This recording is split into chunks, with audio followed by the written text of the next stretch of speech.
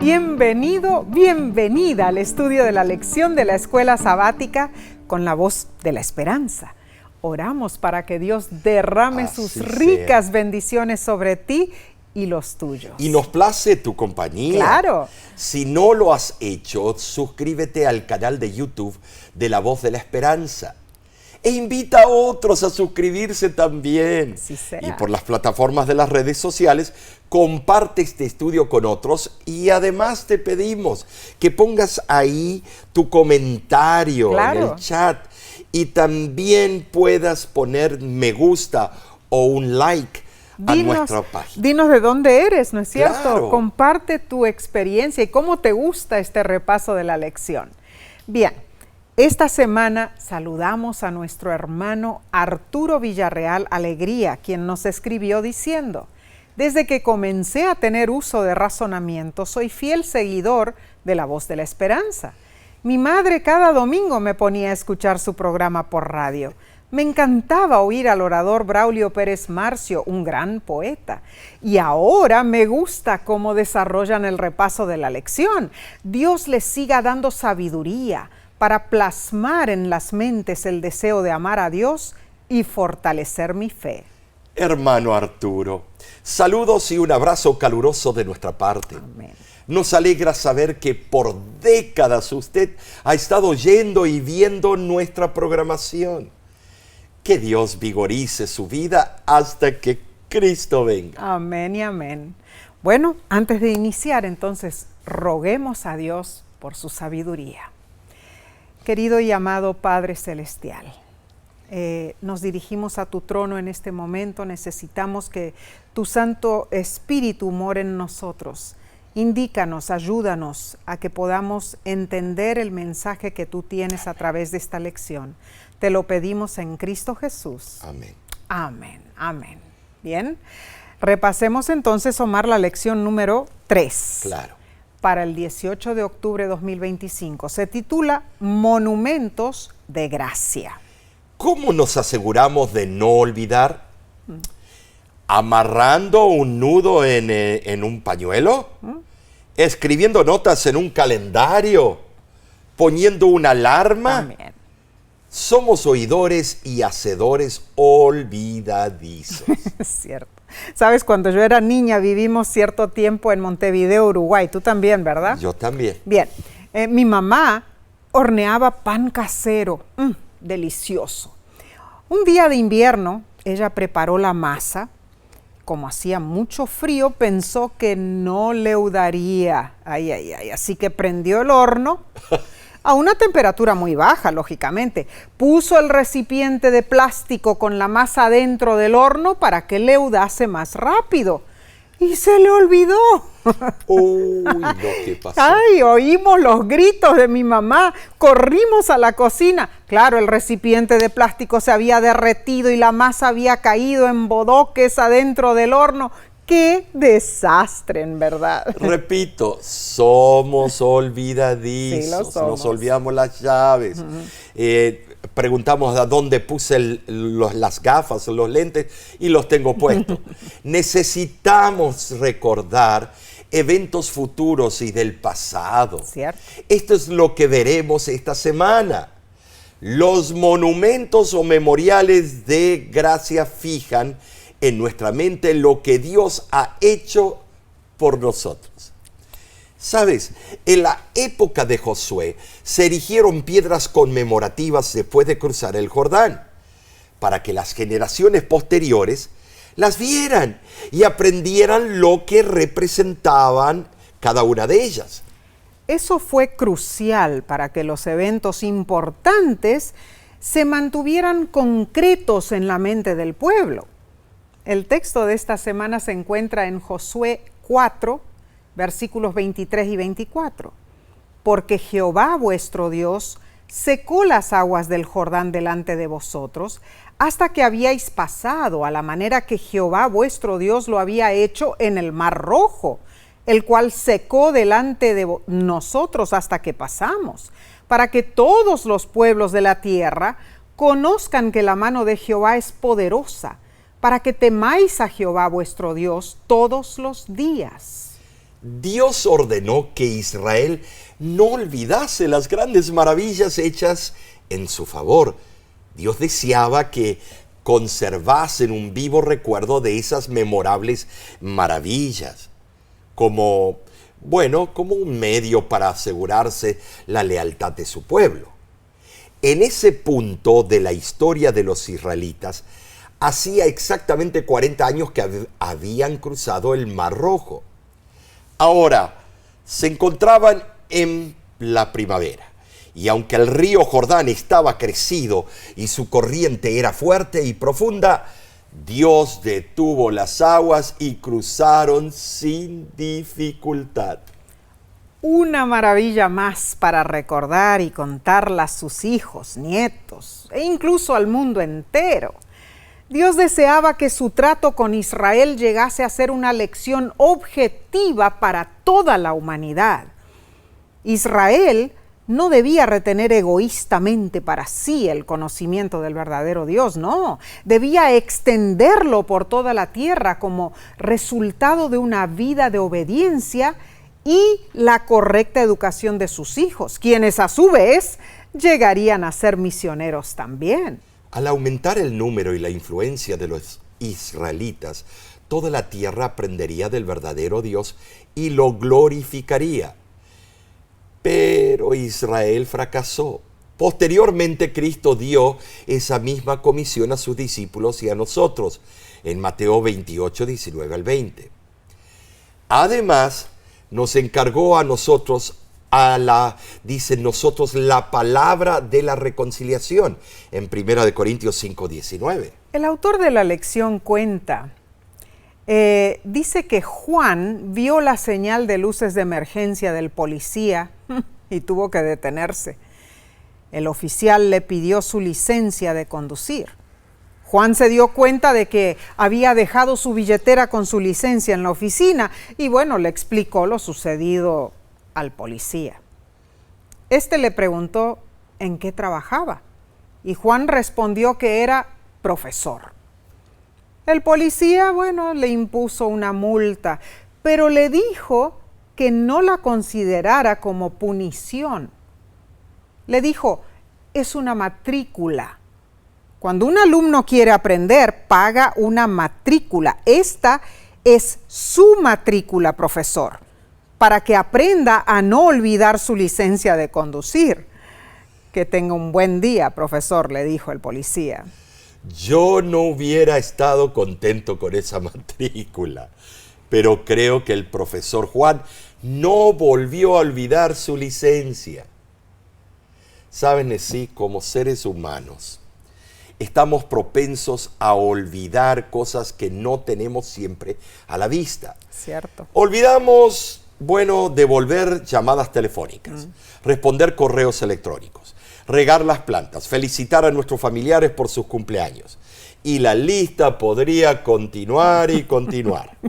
Sin embargo, hermanos, olvidar nuestras necesidades espirituales es otra cosa, porque puede acarrear consecuencias más graves que simplemente recibir una multa, especialmente porque estamos lidiando con lo que es literalmente nuestro destino eterno. Estudiemos cómo los israelitas cruzaron el Jordán y aprendamos de sus experiencias. Así es. Examinemos la lección del domingo 12 de octubre titulada El cruce del Jordán. Los espías regresaron. El pueblo se alistó para entrar en la tierra prometida, pero desde una perspectiva humana existía una barrera infranqueable. El río Jordán, durante la época de inundación, era un obstáculo que de verdad asustaba a la gente. Ahora nada puede detener a Dios. Él comprobaría su soberanía como Señor de toda la tierra y también de las aguas. Claro que sí. Josué capítulo 3 inicia relatando que el pueblo salió de Sitín para acampar a orillas del Jordán.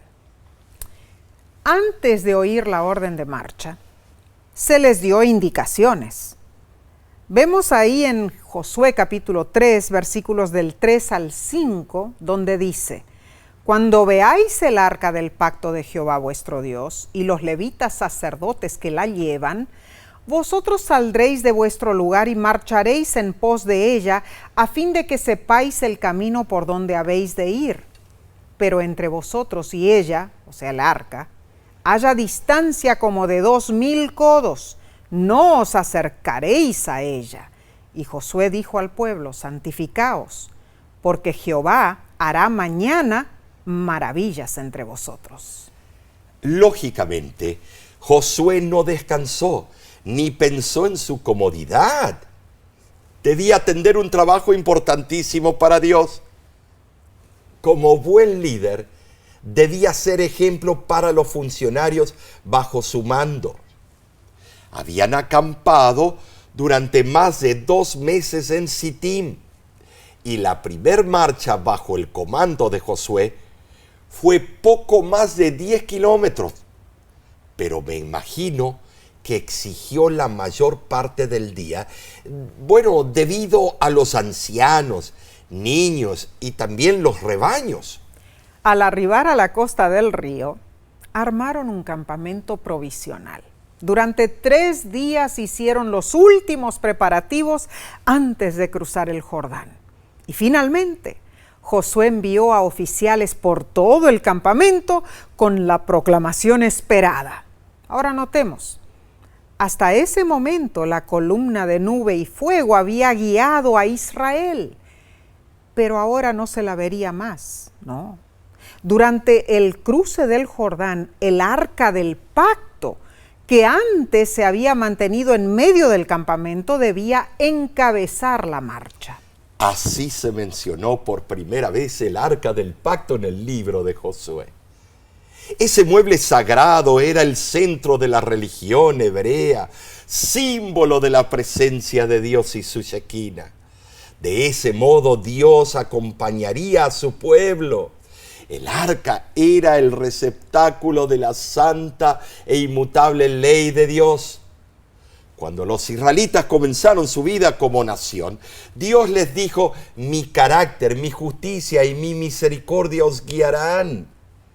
Claramente los 10 mandamientos mostraba al pueblo cómo vivir. Mientras siguiesen esos principios, estarían anclados, seguros en la roca. Dentro del arca, además de los 10 mandamientos, estaba la vara florecida de Aarón y un recipiente con maná. Sobre el arca estaba el propiciatorio, que recordaba a los israelitas la misericordia, el perdón y la gracia de Dios. Josué 3:5 instó a todo el pueblo diciéndoles: santificaos. Debían bañarse, lavar sus vestimentas y abstenerse de todo lo que les impidiera fijar su atención en el milagro que pronto habría de realizarse en favor de ellos. El proceso de purificación fue similar al que seguían los sacerdotes al iniciar su servicio en el santuario, y era semejante a cuando el pueblo se preparó antes de la revelación de Dios en el Sinaí. El mismo mandato aparece en Números 11:18, relacionado con un milagro inminente de Dios. Dicha preparación también era necesaria previamente a las batallas, y esto lo encontramos en Deuteronomio 23:14. ¿Saben? Sí, antes que Dios pudiera luchar por Israel, debían mostrarle su lealtad y confiar en Él como su comandante. Claro. Así Dios bendeciría su obra de preparación. Muy cierto. Ahora, en nuestro caso, Omar, Dios no siempre abre el Jordán, ¿no es cierto?, o el Mar Rojo, aunque sí hay milagros maravillosos que Dios obra en nuestras vidas. Pero las intervenciones de Dios no siempre son tan evidentes, tan majestuosas en sí. La lección pregunta: ¿cómo podemos desarrollar la preparación espiritual para que experimentemos, para que tengamos ese discernimiento de los milagros de Dios en nuestro favor? Bueno, Nessie, nosotros, bueno, antes de proseguir, quiero decirte que los milagros ocurren en todo momento del día, no lo notamos. Así es. Porque son un hecho. Nosotros debemos ser receptáculos de fe. Amén. Para aceptar la voluntad de Dios, y Él se encargará de hacer cosas maravillosas. Pero interesante lo otro que tú dijiste, de que ya no hay esos milagros grandes del Jordán y del Mar Rojo. Te voy a decir algo, no necesitamos ese tipo de milagros, porque ya tenemos puentes y ya tenemos túneles. Dios hace milagros, pero no trates de traer esa necesidad de ese momento a este momento. Seguro que sí. Dios hace, nada más tenemos que esperar y ejercer fe, hermanos. Amén, amén. Debemos empaparnos de los hechos maravillosos de Dios que todos los días hace. Solamente mirar la luz del sol es un milagro. Amén, amén, la verdad. Entonces, Omar, volviendo a la historia de Israel, eran comúnmente los hijos de Coat que cargaban el arca, ¿no es cierto? Los rabinos judíos de hoy día dicen que los otros sacerdotes llevaron el arca solo en 3 ocasiones. Cuando marcharon en torno a Jericó, cuando Sadoc y Abiatar la regresaron a Jerusalén, mientras David huía de Absalón, Sí. y cuando se le introdujo en el templo de Salomón. Entonces, a orillas del Jordán, los sacerdotes encabezaron la marcha, representando a Cristo, nuestro mediador y sumo sacerdote. Amén. Y al revés de lo que se hacía habitualmente, el arca debía ir adelante del pueblo. Eso servía para impresionar a los israelitas con el hecho de que Dios los haría entrar en Canaán y Él los dirigiría en la conquista. Amén. Su presencia en sí debía ir delante de ellos mientras el pueblo marchaba. El arca era visible para todos porque la columna de nube no los guiaba más. Al ver al arca a la delantera, cada israelita sentía seguridad de ir por el camino certero. Increíble, ¿no es cierto? Lo que habrá sido Sí, eso, qué ver el arca, emocionante, me emociona. sabiendo que iba delante de ellos. Y así mismo, hermanos, Dios está a nuestra delantera, porque Él promete guiarnos en todos nuestros caminos. Y así fue como Israel siguió el arca que representaba la justicia y la misericordia de Dios. Y si nosotros también seguimos su justicia, su misericordia, tendremos el mismo privilegio de poder avanzar seguramente. Y al fin de la jornada encontraremos gloria, honra e inmortalidad, como dice Romanos 2:7. Qué hermoso. Sí. Además, hermanos, recibiremos una bienvenida a la Canaán celestial. Mateo 25:34. Demos seguimiento con la parte del lunes 13 de octubre. Se titula El Dios de las Maravillas. ¿Sabes? Eres parte integral de nuestro estudio. Amén. Te agradecemos por compartirlo con otros. Claro. Ahora, quiero detenerme y hacerte una petición. Si tienes algún comentario de las cosas que te olvidas comúnmente, ponnos tu anécdota, tu historia, aunque sea humorística, pero ponlo allí, que tal vez lo compartamos más adelante. Interesante. Aquí. Que Dios te bendiga. Bueno, según el mito cananeo, Baal, dios protector de la tierra, se convirtió en el dios de la tormenta al derrotar a Yam, el dios del mar. Veamos lo que el teólogo José Colson comenta. En el antiguo pensamiento politeísta, las naciones ganaban batallas en la tierra porque sus dioses protectores ganaban batallas en el cosmos. Si Yahvé, Dios de Israel, pudo fácilmente derrotar y doblegar a sus designios, el poder del dios río en plena inundación, ¿qué le haría a Baal? ¿Y qué le haría el pueblo de Yahvé a Canaán? Josué 3, del 6 al 17, relata el cruce del río Jordán. Léelo en tu tiempo de estudio personal. El cruce en sí se describe en Josué 3:5 con la palabra hebrea niflaot, que significa milagro, maravilla, y generalmente se refiere a los actos sobrenaturales de Dios que demuestran su singularidad. Ahora, posteriormente, los israelitas meditaron en esos actos divinos, alabaron a Dios y lo proclamaron entre todas las naciones. Ahora, los autores de la Biblia sabían y testificaron que el Dios que creó el mundo nunca estuvo limitado ni constreñido por su creación. Nada es imposible ni demasiado maravilloso para que Él lo logre. A diferencia, de los dioses de las demás naciones que no pueden salvar, el Dios verdadero es un Dios vivo y activo que salva. Sus seguidores pueden confiar en Él, anticipando sus intervenciones en su favor. El profeta Zacarías usó el mismo término, niflaot, como milagro, maravilla, cuando él imaginó el futuro de Israel después del exilio babilónico. Vio que Jerusalén sería completamente reconstruida, que habría ancianos sentados en las calles de la ciudad y que los niños y las niñas jugarían allí.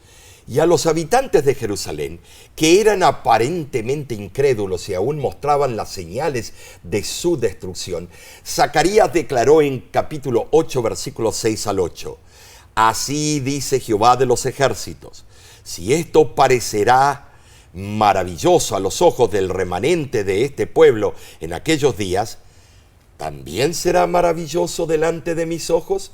Así ha dicho Jehová de los ejércitos, he aquí, yo salvo a mi pueblo de la tierra del oriente y de la tierra donde se pone el sol, y los traeré y habitarán en medio de Jerusalén y me serán por pueblo, y yo seré a ellos por Dios en verdad y en justicia». Ese fue un mensaje de esperanza por parte de Zacarías. De la misma manera, durante su ministerio, Jesús animó a sus discípulos a confiar en Dios ante cualquier cosa que les pareciera insostenible. En Lucas capítulo 18, versículo 27, Jesús dijo, «Lo que es imposible para los hombres es posible para Dios». Con estos contextos históricos en mente, vemos que el cruce del Jordán expresa una triple dimensión teológica que no resulta ser evidente para muchos lectores modernos. En primer lugar, el estatus de Dios como Señor de toda la tierra realza una diferencia esencial entre las deidades cananeas y Jehová. Su dominio no se limita a ningún territorio. Toda la tierra le pertenece y está bajo su jurisdicción. Él es el verdadero dueño y señor del mundo. Y en ese sentido, Baal, que también significa dueño o señor, es un impostor. En segundo lugar, Dios es victorioso. En las mitologías babilónica y cananea, Marduk y Baal se convierten en dioses principales al aplastar las poderosas fuerzas acuáticas. Tanto en pasajes poéticos como proféticos, Jehová es alabado también por vencer a esos enemigos cósmicos, descritos como serpientes, como dragones marinos. Al vencer las fuerzas acuáticas del caos, la victoria de Jehová es suprema. Sin embargo, la diferencia crucial entre Jehová y estos dioses paganos es que Jehová es un Dios vivo, que actúa en tiempo real. Jehová no es un Dios mitológico, es el Dios de la historia, por siempre y siempre. Finalmente, Jehová es un Dios santo. Se menciona el arca del pacto unas 20 veces en Josué capítulo 3 y 4, lo que resalta su importancia en la historia. La gloria de Jehová que reposaba sobre el arca, dentro del lugar santísimo del santuario, era una manifestación visible de la presencia divina.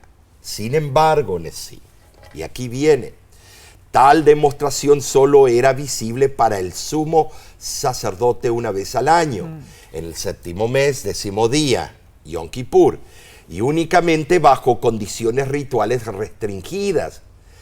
Durante el cruce del Jordán, el arca avanzó a una distancia visible de aproximadamente 1 kilómetro, un poco más de media milla delante del pueblo. Tremendo. A diferencia de los ídolos de Canaán, creados a imagen de sus creadores humanos, Dios estaba formando una nueva nación a su semejanza, como se expresa en el mandato de Primera de Pedro 1:16. Sed santos, porque yo soy santo, dijo Amén Jehová. y amén. Entonces vemos que estos 3 aspectos teológicos, el dominio, la victoria y la santidad de Dios, debían estar presentes en la mente de los israelitas al entrar en la tierra idólatra de Canaán. Así es. El recuerdo de ese día espectacular debía servir como un antídoto contra la idolatría, un antídoto que lamentablemente el pueblo de Israel lo descartó. Es Omar. cierto. ¿No es cierto? Bien. Pasemos al estudio del martes 14 de octubre titulado Recuerda. Como tarea, lee Josué capítulo 4. Cuando Josué fue conferido como nuevo líder de Israel, fue ordenado a consultar con Dios por medio del sacerdote Eleazar, para que obrara conforme a la voluntad divina. Entonces, Dios ordenó que 12 hombres fuertes levantaran 12 piedras de en medio del Jordán, que las llevaran en sus hombros hasta la otra costa del río. El monumento que construirían impactaría vívidamente las mentes de quienes lo vieran, haciéndolos reflexionar en el poder de Dios que gloriosamente se manifestó en su favor. Claro que sí. Bueno, notemos, era un hombre de cada tribu y una piedra por cada hombre, ¿no es cierto? Y no era una piedrecita así. No. Ahora, ¿qué significaban esas piedras? Dios sabía que su pueblo olvidaría la forma grandiosa en que había efectuado su liberación. Por eso Él dispuso una medida especial para que ellos recordaran. Las generaciones futuras debían rememorar la dirección divina. Y así debe ocurrir con nosotros hoy día. Elena G. de White, en Joyas de los Testimonios, volumen 3, página 443, aconseja: no tenemos nada que temer en lo futuro, excepto que olvidemos la manera en que el Señor nos ha conducido y sus enseñanzas en nuestra historia pasada. Las piedras del Jordán debían ser una señal. El término hebreo ot se asocia con la palabra maravilla. Se refiere a actos milagrosos de Dios, como las plagas sobre Egipto. También significa símbolo, una señal externa de una realidad profunda o trascendente. Por ejemplo, el arco iris es una señal del pacto. La sangre en los dinteles de las casas israelitas era una señal. Y lo más significativo, el sábado es una señal de la creación y santificación de Dios.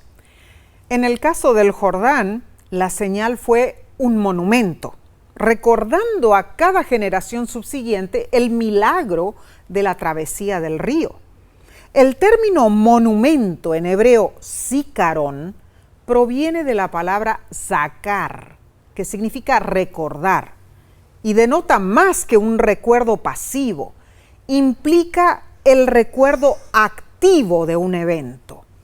En el Jordán había 12 tribus y 12 piedras. Todos estaban representados. Hubo 2 monumentos, uno en medio del río y otro donde acamparon ya dentro de Canaán. Esos monumentos comprobaban el poder divino. servían como recordativo de la culminación del peregrinaje. Toda la murmuración, la rebelión y el chasco del desierto debían relegarse al pasado. Los monumentos de piedra y los rituales eran comunes en el Antiguo Testamento. En lugar de repetir los milagros una y otra vez, Dios mandaba erigir monumentos que evocaran el recuerdo de sus maravillosas obras y suscitaran explicaciones significativas. ¿Saben? Sí, la señal debía mantenerse para siempre. Implicaba la necesidad de mantener perpetuamente ese milagro de Dios en la memoria colectiva del pueblo. Ahora, la lección pregunta, ¿cuáles son algunos monumentos personales de tu propio caminar con Dios que te ayudan a recordar lo que Él ha hecho en tu vida? ¿Te recuerdas de algunos? Bueno, muchísimos, Omar. En realidad, recordar lo que Dios ha hecho, lo que Dios hace por mí, requiere que más bien yo elija sabiamente qué piedras, qué eventos, qué memorias utilizar. Y claro, podemos usar fotos, podemos leer la Biblia para recordar, podemos escribir un diario de nuestras experiencias personales, podemos escribir cartas a nuestros hijos, podemos también escribir a otras personas, ¿no es cierto? Correos electrónicos, textos por el teléfono. Hay muchas maneras. Es que Dios ha obrado de forma maravillosa en mi vida, en realidad. Claro. Tengo que compartir esos testimonios. Por ejemplo, yo nací en el Amazonas, soy hija de padres misioneros, sobreviví meningitis cuando tenía 27 días de nacida, pasé por otras pruebas, peligros en mi vida. Todo eso es milagro de Dios y lo debo compartir, pero Dios siempre ha estado en mi vida, siempre ha estado a mi lado y eso merece que lo recuerde diariamente, ¿no es cierto? Así que eso debe ser. Bueno, Dios procuró confirmar la confianza del pueblo en Él. Claro. Ahora, yo te diría, Nesí, visualicemos al pueblo de Dios cruzando el río Jordán. Algunos quizás se apresuraron temiendo que en cualquier momento las aguas volviesen a correr. Claro. Otros tal vez creyeron que una demora innecesaria de su parte no agradaría a Dios. Incluso otros se apresuraron por su gran deseo de llegar a Canaán. Cuán cierto. Y quizás un buen grupo, Omar, se dio prisa solo porque los otros se apresuraban, sin pensar ni saber por qué lo hacían. Claro. Posiblemente. Pero leamos Josué capítulo 4, versículos del 11 al 13, donde dice: y cuando todo el pueblo acabó de pasar, también pasó el arca de Jehová y los sacerdotes. Los hijos de Rubén y los hijos de Gad y la media tribu de Manasés pasaron armados, como 40,000 hombres armados, listos para la guerra. Pasaron hacia la llanura de Jericó delante de Jehová. Esto es interesante. Claramente todos vieron los monumentos erigidos en el Jordán, vieron las piedras que fueron utilizadas, pero enseguida, después de pasar el río, se alistaron para conquistar la tierra, con un sentido de urgencia. La pregunta es, ¿será que ellos recordarían vívidamente los monumentos o señales de Dios? Mira, hermano, hermana, ¿qué significan las piedras o monumentos de Dios en tu vida? Cada nueva generación debe interiorizar y comprender esto. La fe es un Dios hacedor de milagros. Solo puede mantenerse viva cuando cada generación redescubre personalmente la importancia de las obras divinas. Seguro. Esa fe marca una gran diferencia, hermanos. Vivir fielmente las tradiciones bíblicas o el tradicionalismo, o sea, la religión muerta privada de valor y fervor original. Muy diferentes las dos cosas, Claro, ¿no? claro. Debemos apropiarnos de nuestra fe bíblica, hermanos. Nadie, ni siquiera nuestros antepasados, pueden creer por nosotros. Claro. Ni tu papá, ni tu mamá, ni tu tío, ni tu tía. Nadie puede tomar nuestro lugar. Nuestra experiencia con Dios es personal. Sí lo es. Y es lo único que nos da acceso a una cercanía íntima, sólida con nuestro Creador, con Dios. Es lo único que nos otorga nuestra identidad con Dios. Es lo único que nos revela quién es Dios y también nos ayuda a vivir la plenitud de nuestra vida como cristianos. Así que definitivamente esa cercanía es cabal, ¿no es cierto? Debemos confiar en el Señor. Claro, claro. Continuemos con la sección del miércoles 15 de octubre. Se titula Olvido. Gracias por acompañarnos y por compartir este estudio con tus contactos. Tú no sabes qué gran ayuda es cada vez que nos sintonizas. Amén. Observemos el diferente uso de la persona gramatical en Josué capítulo 4, versículo 23. Josué dijo que las aguas del Jordán se secaron ante vosotros. Recalquemos la palabra vosotros ante todos los israelitas de la nueva generación que acababan de cruzar el Jordán. En contraste, vemos algo diferente. En el Mar Rojo se secó delante de nosotros, vosotros y nosotros. O sea, los que aún estaban vivos de la primera generación, los dos eventos vividos por dos generaciones diferentes fueron importantes, relevantes.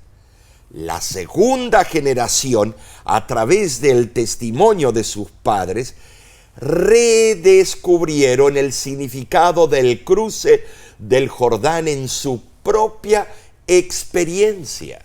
Así fue. Bueno, generalmente percibimos el olvido como un rasgo normal de los seres humanos, ¿no es cierto? Pero el olvido espiritual puede tener graves consecuencias. Vemos que incluso hoy, hermanos, si deseamos mantener nuestra identidad como pueblo de Dios, debemos crear ocasiones para refrescar nuestra memoria espiritual, tanto individual como colectivamente.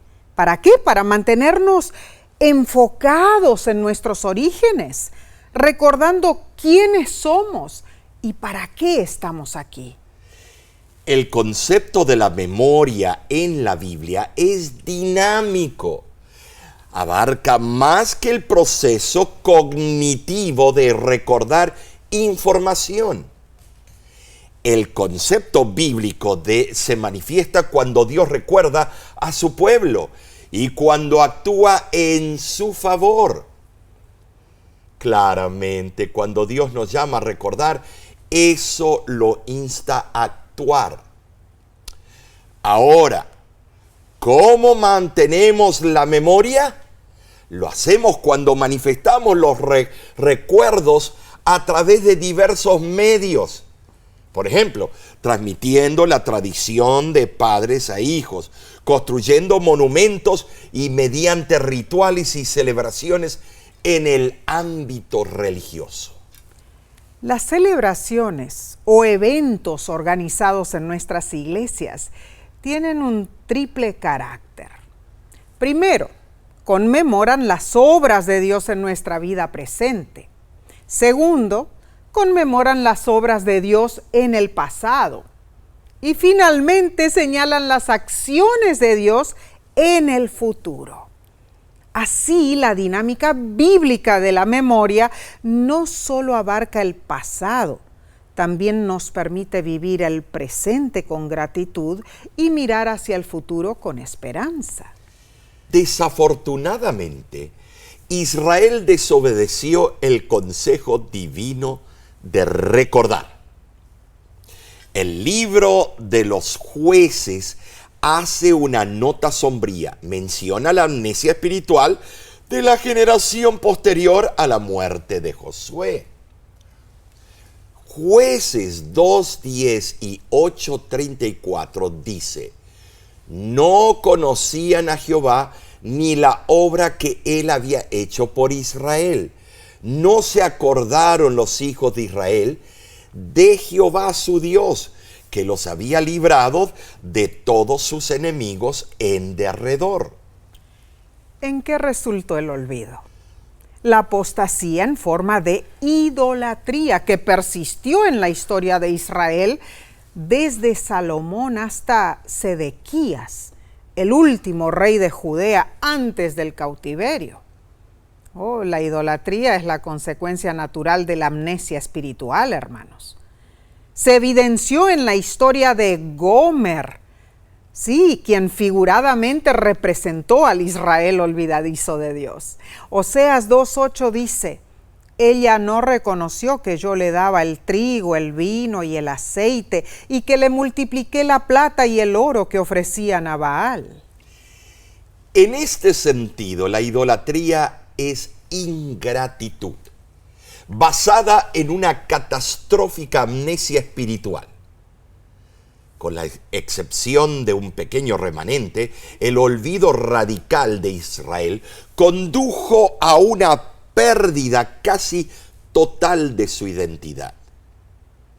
En vez de usar la bendición divina para glorificar a Dios, el apóstata Israel la empleó en prácticas idólatras, rebelándose contra Dios.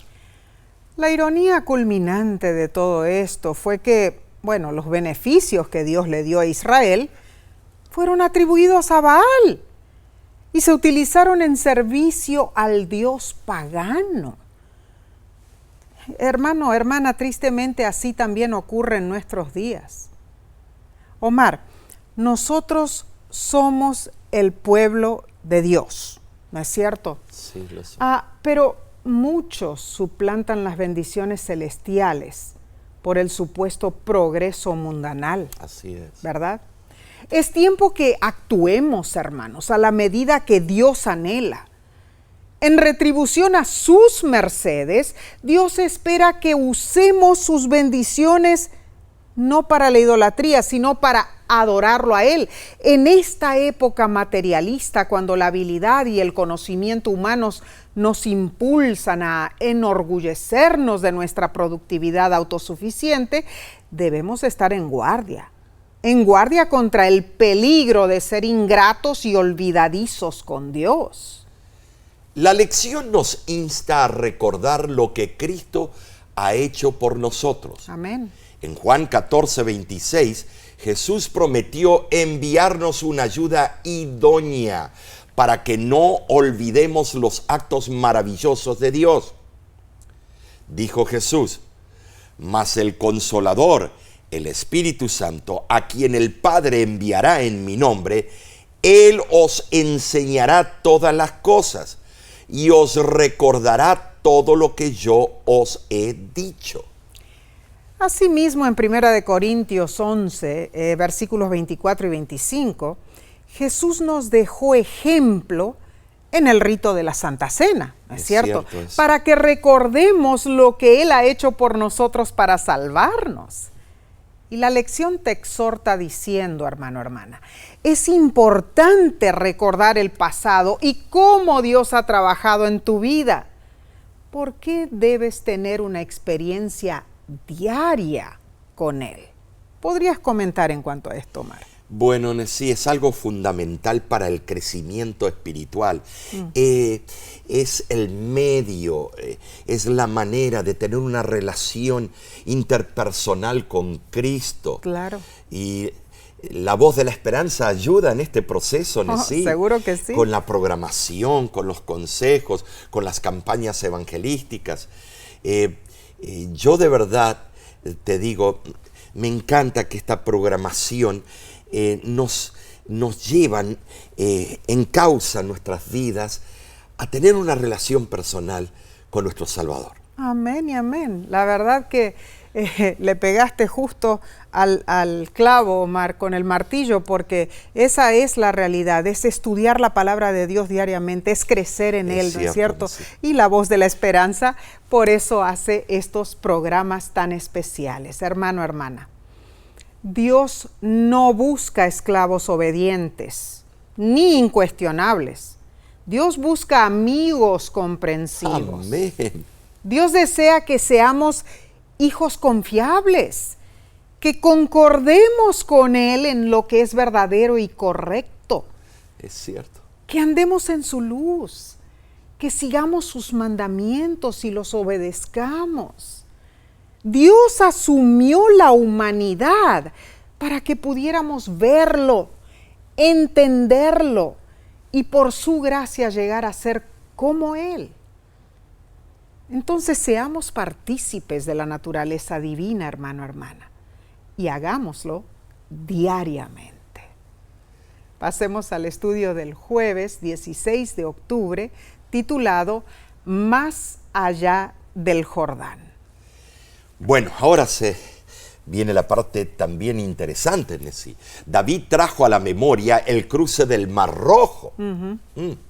Y unió ese episodio épico con el cruce del Jordán para presentar un magnífico cuadro de la intervención divina en favor de Israel, su pueblo. Claro. Ahora, ¿qué te parece si leemos Salmos 66, versículo 6? Volvió el mar en seco, por el río pasaron a pie, allí en él nos alegramos. Tanto el cruce del Mar Rojo como el del río Jordán marcaron una nueva era en la historia bíblica. Así es. Y ambos poseen un significado para nosotros hoy día. A pesar de los peligros, la vida del pueblo de Dios siempre fue preservada. Y sin duda, hoy día Dios vigila constantemente y también observa el comportamiento de todas las naciones. Y Él cuida celosamente a sus hijos para que el enemigo no nos aplaste. Muy cierto eso, sí. Y en el Antiguo Testamento vemos varios textos que vinculan ambos cruces del Mar Rojo y del río Jordán. Así es. Aunque el río Jordán, comparado al Mar Rojo, es un cucurucho, es algo más pequeño, ¿no? Pequeño. De esa manera reconocemos que ambos eventos tienen un significado que trasciende los contextos originales. Así es. En el Salmo 66, David celebró la obra redentora de Dios en su vida, al referirse a los ejemplos históricos del cruce del Mar Rojo y del Jordán. Sí. Ahora, el Salmo 114 también enlaza ambos eventos. No porque, el autor no percibió una diferencia cronológica entre ellos, sino por el significado teológico que comparten. Entonces, ambos eventos se consideran contribuyentes a un cambio en el estatus de Israel. En primer lugar, el estatus de la esclavitud a la libertad, y luego de un pueblo nómada sin tierra a una nación poderosa en Canaán. Recordemos también que fue junto al río Jordán donde ocurrió la traslación de Elías. Sí, en el contexto de un milagro similar al registrado en Josué. Para Elías, el cruce del Jordán infirió el cambio de estatus más significativo en su vida. Él fue trasladado al cielo sin ver la muerte. Para Eliseo, el cambio también fue importante. Él era asistente del profeta Elías y en el río Jordán, Eliseo se convirtió en el profeta de la nación. Muy interesante esta analogía. Ahora, en el contexto original del Antiguo Testamento, los milagros del Mar Rojo y del río Jordán enfatizaron el poder divino de Dios para vencer las fuerzas del mal y su superioridad sobre todas las demás deidades. Saben, sí, esas manifestaciones públicas pretendían ser no solo demostraciones de la fuerza divina en sí, sino también, yo diría, oportunidades de evangelización para que otras naciones conocieran la verdad sobre el Dios de Israel. Y hoy en día también nos da oportunidades así, claro que para sí, que conozcan el claro mundo. que sí. Además, en el contexto del Nuevo Testamento, el ministerio terrenal de Jesús como representante de Israel dio continuación al patrón de la historia del antiguo Israel. O sea, en su vida en esta tierra, Jesús atravesó las experiencias del Mar Rojo y del Jordán. Necesitó huir a Egipto tras el decreto de muerte de Herodes. Pasó 40 días en el desierto, figurando los 40 años del antiguo Israel.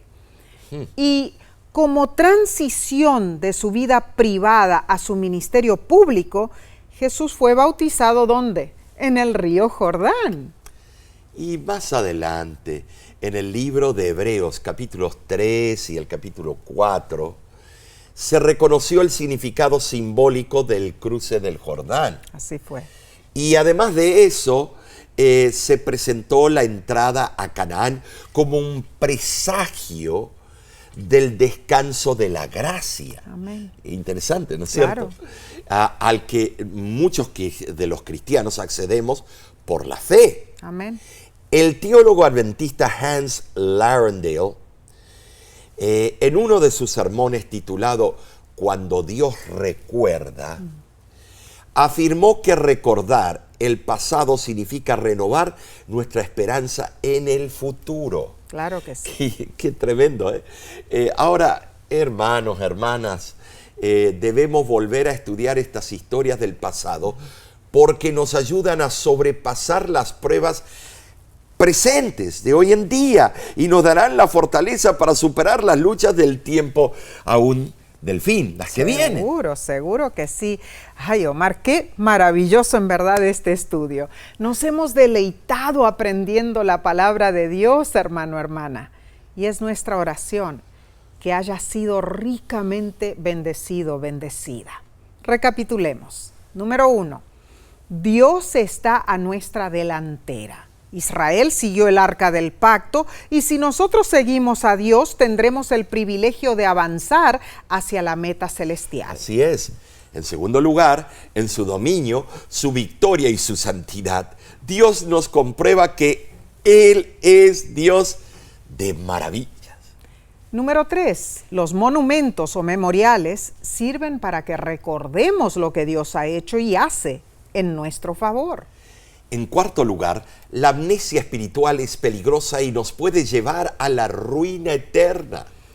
Y número 5, vimos cómo David, Elías, Eliseo e incluso Jesús mencionaron el cruce del Jordán para que recordemos las obras maravillosas de Dios. Ahora, hermano, hermana, si estás en las redes sociales, cuéntanos cuál es tu secreto para recordar lo que Dios hace por ti.